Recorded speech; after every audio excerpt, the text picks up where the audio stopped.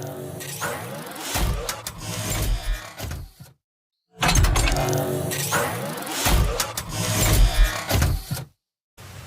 magandang araw mga ka-DIY. Alam nyo na siguro to, lalo na dun sa mga nakapanood sa video ko, yung gumawa ko ng foaming machine. Ayan mga ka-DIY, medyo minalas tong tire inflator ko. Ayaw nang bumumba ng hangin. Ayan, umaandar siya kaso ayaw mahina yung buga ng hangin. Yan o, umaandar siya kaso mahina yung ng hangin nito, buga. Ngayon titingnan ko kung magagawa pa to mga ka-DIY.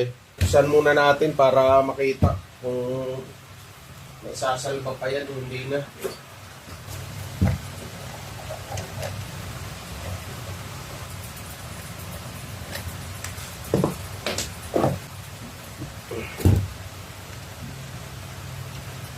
Yan yung piston niya. Yan pala yung piston niya mga ka-DIY oh. Tingnan natin yung kabila.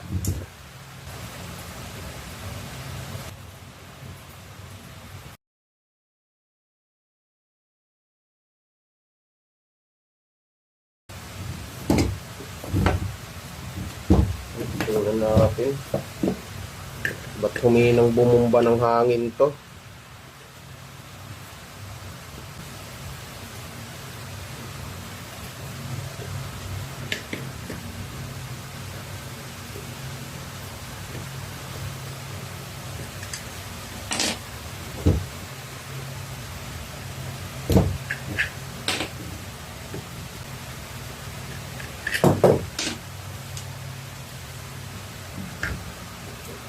Tingnan natin dito yung niya sa may head. Yung talagang sira nito.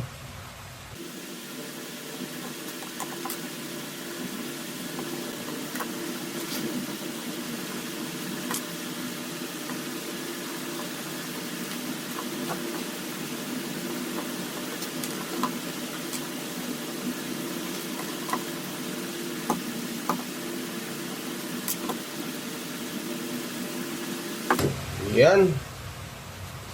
Ano kayang itsura nito? Ay. Ang dumi mga ka-DIY oh. Ayan, tingnan nyo yung kondisyon mga ka-DIY oh. Madumi. Lilinisan lang natin to mga ka-DIY. Ilinisan natin lalo na tong piston. Pag madumi kasi itong mga ka-DIY, ayan, pag kumalang dito yan, ito, ayan, pag kumalang yan dyan, yan kasi sumasara bukas yan. Pagbaba ng piston, bubukas yan, ihigop ng hangin. Tapos pag angat ng piston, sasarayan. Kailangan sasarayan para yung hangin mapunta dito. Ayan. Ganon din sa kabila. Pagbaba ng piston, bubukas. Tapos pagtaas ng piston, magkakaroon ng pressure yan. Kailangan sasarayan para yung hangin dito mapupunta. Ayan. Ang mangyayari dyan pag madumi, katulad nito oh, nakakalangan dito. Ayan, pag may kalang yan, hindi sasara yan. Kaya hihina yung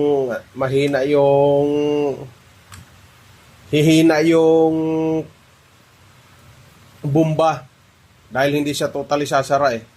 Kailangan nakasara talaga siya ng todo yan. Ayan. Para yung hangin dito talaga mapupunta. Hindi siya babalik. Kasi pag hindi sumara yan, babalik lang yung hangin dyan, lalabas lang. Yun ang magiging dahilan. Yan, bali lilinisin lang natin to.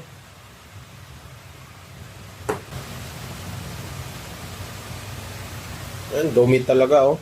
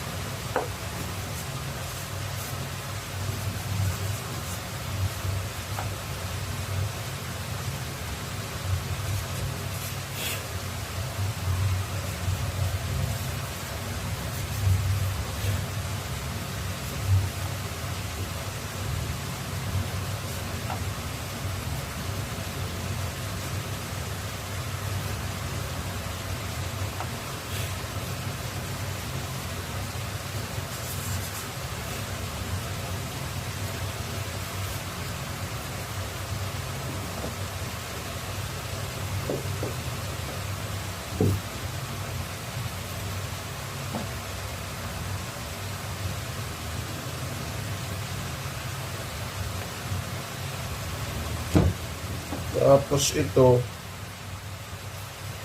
madumi na rin.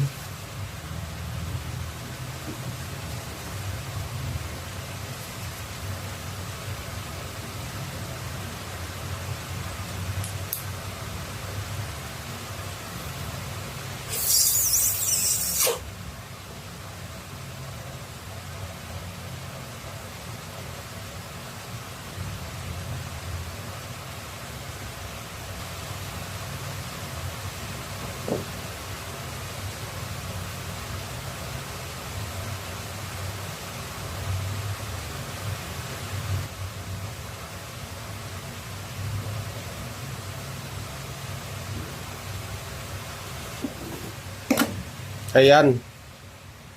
Dito rin pala umaano yung ano mga ka-DIY.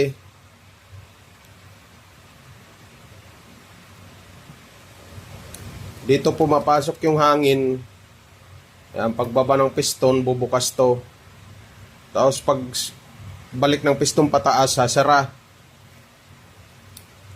Eh, dito na ngayon papasok yung hangin. Ayan oh.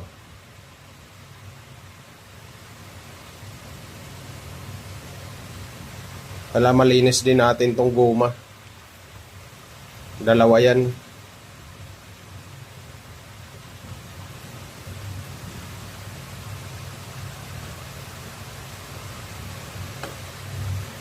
Ayan, kasi doon dumadaan yung hangin yan. Kailangan sasara din siya.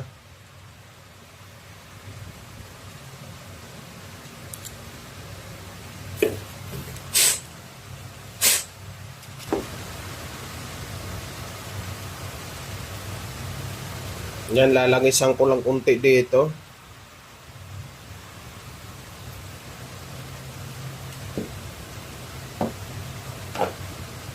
Tsaka gumalaw na rin to mga ka-DIY. Kanina ayaw gumalaw eh.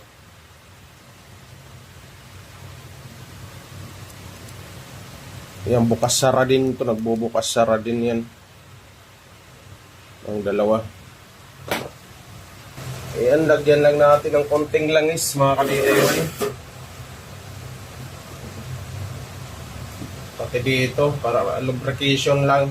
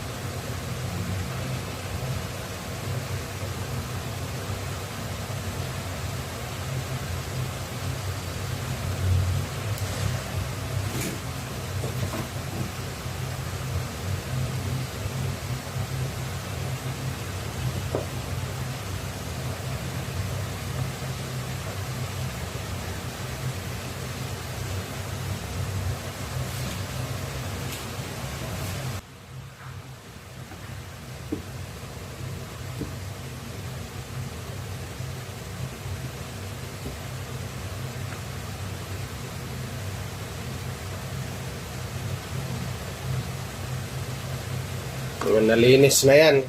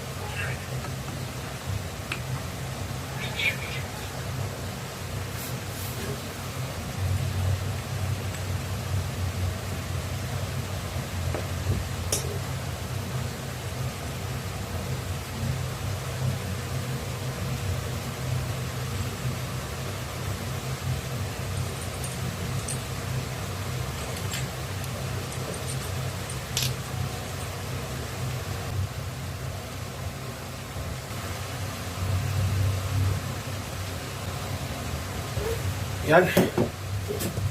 Tapos, testing na natin. Pandarin na natin.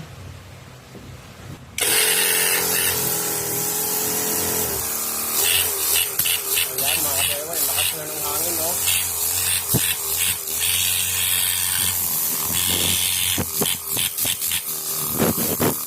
Napipigilan, kanina napipigilan eh. Napipigilan na yan. Pag pinilit na yan, bumubulat na yung kamay.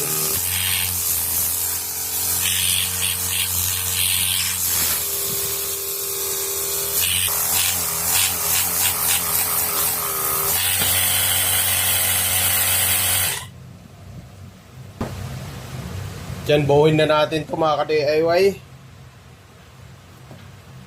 Okay na siya, gumagana na.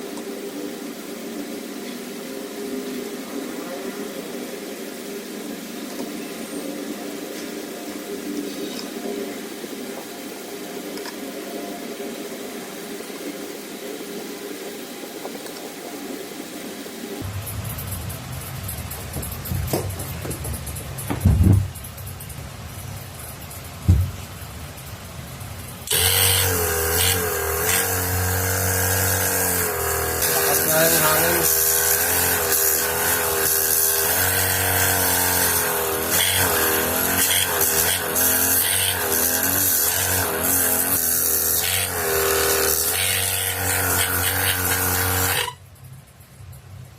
Ayun mga ka-DIY, bali yung naging dahilan pala nito para humina yung bugan niya dahil lang dun sa dumi. Ayan yung nakita nyo kanina dun sa may manipis na nakabalb niya, o dun sa may bulb, nakakalangan lang yun kasi madumi na yung dun sa piston. Minsan mapupunta kasi yan dun sa ano, pag kumalang yun hindi sasara ng maigi yung bulb niya. Yun, pag mangyari yun, hihina yung buga ng hangin. Kasi sa halip na ipapasok na niya dito, bumabalik dun sa pinanggagalingan ng hangin pag hindi siya sumara ng maigi. Yun lang yung dahilan nun mga ka-DIY. Ayan, buti walang malaking sira. Ayan, bali maibabalik ko na to dun sa ano, sa foaming machine. Ayan, yun lang mga ka-DIY. Baka maka-encounter din kayo, lalo na yung mga gumamit nito. Biglang humina yung buga. Wala namang gaanong parts na masilan dito mga ka-DIY pag binuksan nyo. Walang ibang walang ibang mami-misplace. Konti lang naman yung parts, kaya kaya kaya nyo rin i-DIY. Ayan, hanggang dito lang mga ka-DIY.